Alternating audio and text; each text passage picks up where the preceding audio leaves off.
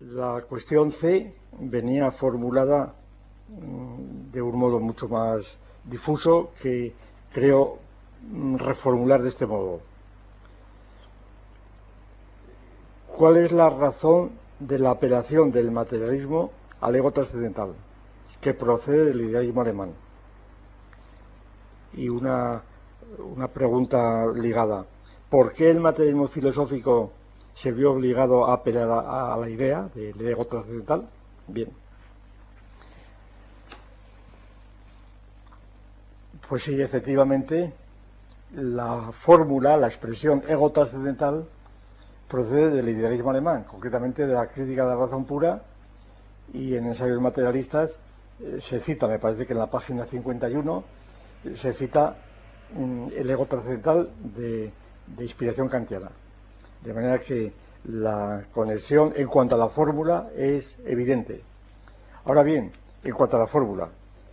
porque en ensayos materialistas la pretensión constante era mostrar al público que las ideas que se manejaban en ensayos no eran pues creación del autor, sino que eran ideas que estaban ya flotando en toda la tradición filosófica y por tanto parecía obligado en cada momento establecer nexos, lazos a ideas recibidas en la tradición filosófica y concretamente en aquella época todavía en Kant. Y efectivamente la expresión ego trascendental está tomada directamente de Kant. Ahora bien, esa tomada de Kant, pero no en el sentido idealista, como Kant lo toma, idealista y psicologista. Esta es la clave central. Porque el ego trascendental de Kant pues tiene un origen evidentemente psicológico, como es bien sabido. El ego trascendental en Kant es la idea de ego psicológica, y con la psicología característica que Kant utilizó, siguiendo a Tetens, en donde el sujeto estaba provisto de tres facultades, que era, como es sabido, el entendimiento, la voluntad y el sentimiento, las tres famosas facultades que después pasaron a la psicología posterior. Entonces, estas tres facultades del sujeto psicológico que Kant toma de Tetens, en las famosas cartas que preceden a la crítica de la razón pura queda la cosa clara, incluso, pues por ejemplo, en la introducción a la crítica de la razón práctica aparece explícitamente esta división, que da origen a las tres críticas: la crítica de la razón pura, es decir, la crítica del entendimiento y de la razón, la crítica de la razón práctica o voluntad, y la crítica del juicio o del sentimiento, del juicio estético sobre todo. Es decir, las tres críticas están inspiradas en esta psicología y en este ego trascendental. Y entonces, a mi juicio, Kant está siempre dependiendo de esa interpretación psicológica del ego como condición de un sujeto que naturalmente en Kant ya no es corpóreo, porque el cuerpo está dado precisamente bajo las formas de la sensibilidad que son del sujeto, y estas formas de la sensibilidad, estas formas a priori, ya no pueden ser corpóreas, sino de un sujeto que ha de ser un sujeto metafísico, que está un sujeto incorpóreo, que, aunque Kant no lo diga así, tiene mucho que ver con el alma o con el espíritu del ego cogito cartesiano, etc. Entonces resulta que Kant habla de este ego psicológico que lo eleva efectivamente de su condición psicológica en el sentido específico de Kant de trascendental en cuanto fundamento a priori de las condiciones de la experiencia, un concepto que únicamente tiene sentido dentro del idealismo trascendental de Kant. Es decir, que el concepto de ego trascendental en el sentido kantiano idealista está vinculado internamente al propio sistema idealista del idealismo trascendental de Kant y carece de sentido fuera de él. Por eso digo que la expresión que se utiliza en el ensayo materialista de ego trascendental naturalmente no tiene nada que ver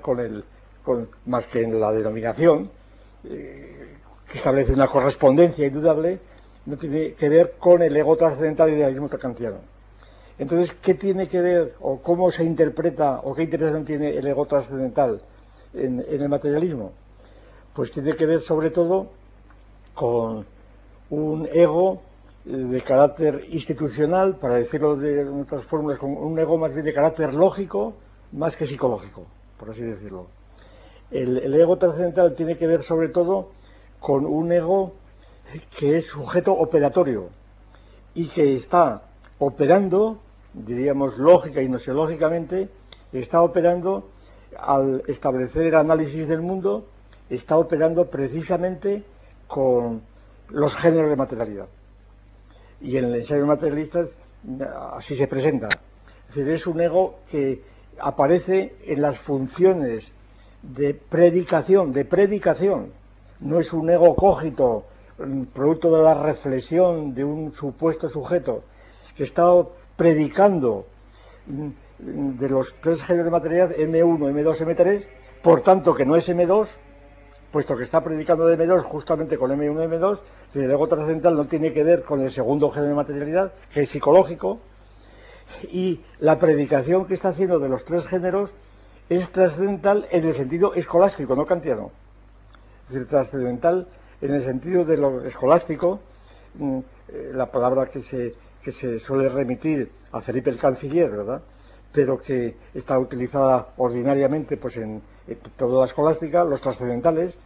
como aquello que rebasa a las categorías, que son los géneros supremos, en la doctrina de Aristóteles, como he sabido. Los trascendentales en esta doctrina escolástica y aristotélica, las ideas trascendentales son las que desbordan cada categoría, que es un género supremo, la sustancia, la cantidad, la cualidad, la relación, etc. Y entonces, además de esas categorías, habría algunas ideas que trascienden cada género, como podría ser la idea de ser, la idea de unidad, la idea de potencia, etcétera, y la idea de estructura, etcétera, etcétera. Y entonces estas ideas trascendentales lo serían precisamente por esta razón.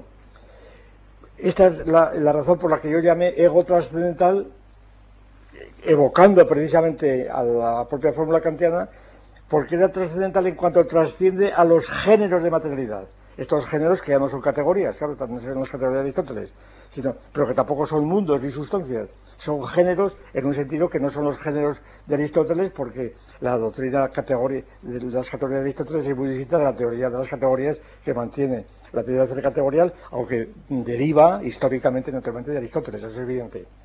Entonces, pero como derivan, pues qué sé yo, como derivan los vertebrados o como derivan los mamíferos de los peces, ¿verdad? Derivan, pero no quiere decir que la derivación sea reductible unos a otros. Está ahí su origen de las ideas, pero transformadas a lo largo de los siglos, según el desarrollo de las ciencias y de la propia filosofía, en posiciones que son diferentes. Y entonces, este ego trascendental es trascendental precisamente por esto, porque es la labor de predicación que se establece entre los tres géneros de materialidad en cuanto están intersectados en función precisamente de un sujeto que es el que ejercita esa dedicación, y ese sujeto es más bien lógico que psicológico. Es un sujeto que está predicando y que por consiguiente, esto lo diríamos con fórmulas que hemos introducido posteriormente, es sobre todo un sujeto institucional, un sujeto que aparece históricamente, no psicológicamente a partir de un cerebro, de un alma espiritual, sino a partir de un proceso social, histórico y antropológico, que es lo que llamamos la institución del ego, sencillamente. Institución que yo creo que está esencialmente vinculada precisamente al origen de la filosofía en sentido estricto, la filosofía griega. Si la filosofía griega se entiende, como lo hemos entendido en el animal divino continuamente, concretamente, no como la exposición de los primeros barruntos del hombre que empieza a preguntarse por las cuestiones fundamentales, qué es el ser, qué es la vida, por qué hay algo y no más bien nada, etcétera.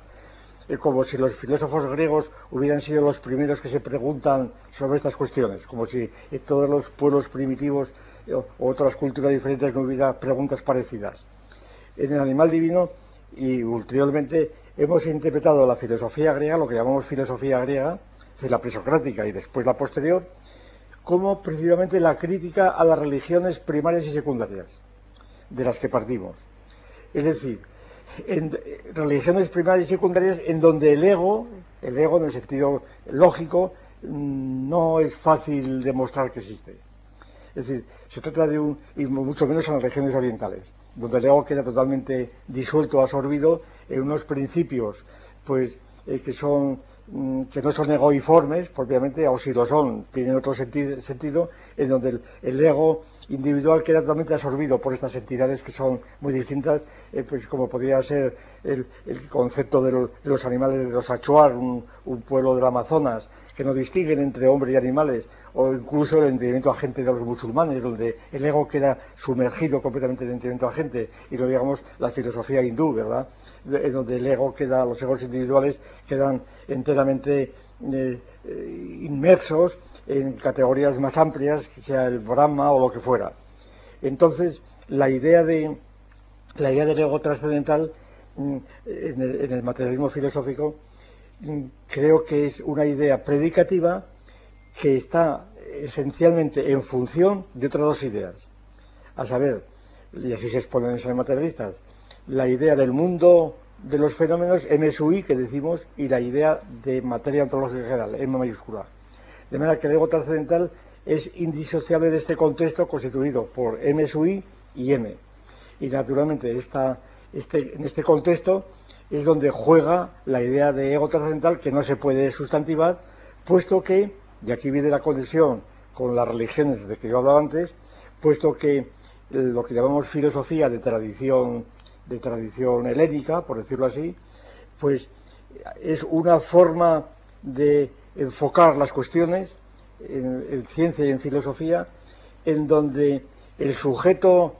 el ego trascendental, es decir, los hombres, de algún modo, los hombres, pero hombre en el sentido que voy a decir a continuación, donde los hombres ya se oponen precisamente a los animales, concretamente, y por supuesto a la naturaleza. Es decir, donde el hombre tiene la conciencia de no ser animales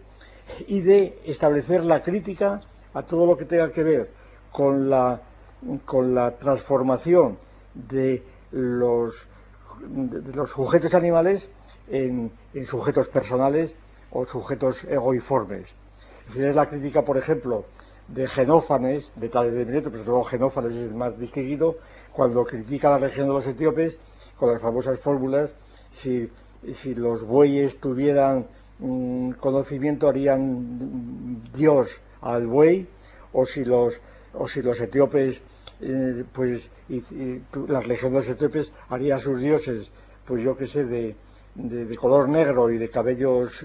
ensortijados, mientras que los tracios lo harían de ojos azules y cabellos rubios, algo así, ¿verdad? Es decir, la crítica al antropomorfismo y al zoomorfismo.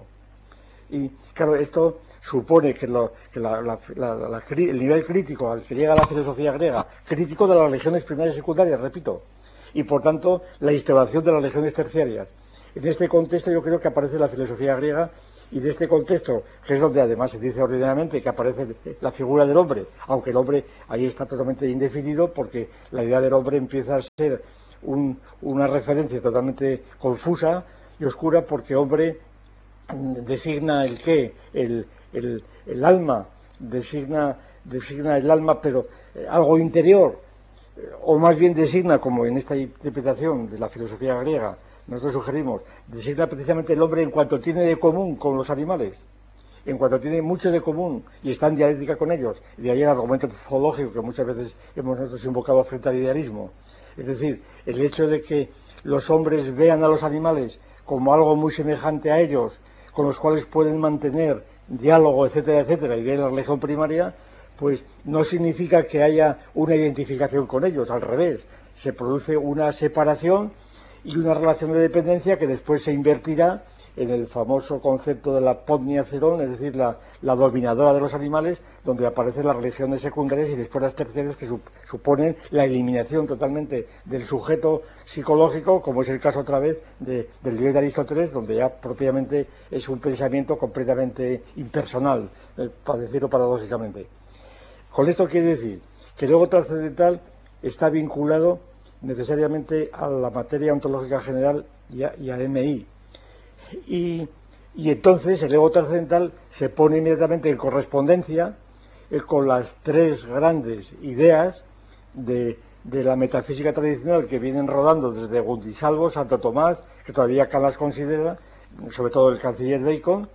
que son las ideas de Dios, de alma y de mundo. Esas tres grandes ideas de la metafísica especial, de Wolf, por ejemplo, Dios, alma y mundo, o bien Dios, hombre y mundo, ¿verdad? Esas tres grandes ideas en todas las cuales gira las cuestiones fundamentales de, por ejemplo, que Kant considera las preguntas fundamentales, que debo esperar, que debo saber, etcétera. Y estas tres ideas pues ya empiezan a ser virtualmente correspondientes con las ideas de materia ontológica general, de ego y de mundo. Correspondencia no quiere decir absolutamente, como digo, identidad, sino simplemente una correspondencia sistemática. De manera que entonces el ego trascendental comienza a adquirir un desarrollo en el materialismo ya positivo, por decirlo así, muy positivo, desarrollo que apareció en la metafísica presocrática, principalmente ya el año, no me acuerdo, 74 debió ser aquello, poco tiempo después de la metafísica presocrática, donde está insinuada esta idea, pero sin desarrollar, está ya desarrollada plenamente en la introducción de la metafísica presocrática, y que después últimamente se está desarrollada en una ponencia que tuvo lugar en Gijón hace 2 o 3 años, cuando se habló de Kant, cuando se contrapone la filosofía kantiana con el materialismo filosófico. Me refiero a la estructuración de la historia de la filosofía occidental, otra vez, la estructuración de la historia de la filosofía occidental en 3 grandes etapas, antigua, media y moderna, precisamente según la posición que en estas grandes épocas ocuparían estas 3 ideas de Dios, ama y mundo, o dicho del materialismo, de Dios, del hombre y de la naturaleza, por decirlo así, o del mundo. Según la posición que el ego trascendental ocupe, en esas posiciones, pues así las 3 épocas de la filosofía. Se dirá, claro, pero esto es un apriorismo. Esto es un apriorismo porque naturalmente la historia de la filosofía no se puede deducir de estas 3 ideas. Naturalmente que no se puede deducir. Y por eso precisamente la aplicación de estas 3 ideas y del ego trascendental y de la función que ocupa el ego trascendental de ideas, la aplicación de la historia de la filosofía no la deduce, parte ya de la historia de la filosofía, cualquiera que sea su alcance. Y partiendo de este supuesto como cuestión de hecho, en el cual no entro, sino simplemente me limito a acogerme al consenso casi universal en todas las historias de la filosofía, del pensamiento, etcétera, incluso de la historia general, la división en 3 edades, cualquiera que sea de donde el origen de las 3 edades, que no entro en el asunto, cualquiera que sea el alcance de estas edades, que tampoco entro en el absoluto, simplemente argumento ad hominem, por así decir. Y digo, todo aquel que establezca un desarrollo de la historia occidental, vamos a llamarlo así, en 3 edades, antigua, que comprende la filosofía greco-romana principalmente, hasta la filosofía cristiana, media, que ocupa la filosofía cristiana, vamos a poner desde la implantación de la filosofía cristiana ya en el Imperio Romano II, a partir de Constantino, cuando empieza la patrística en serio y la escolástica, y después hasta el final, hasta la modernidad, que se llama la época moderna, la modernidad. Y entonces la filosofía moderna. Si esta división convencional, si se quiere, de la historia de la filosofía, tiene algún fundamento filosófico o tiene alguna posibilidad de ser reinterpretada filosóficamente, pero supuesta ya la distinción, no deduciéndola, entonces, supuesta esta distinción, es cuando resulta sorprendente, yo fui el primer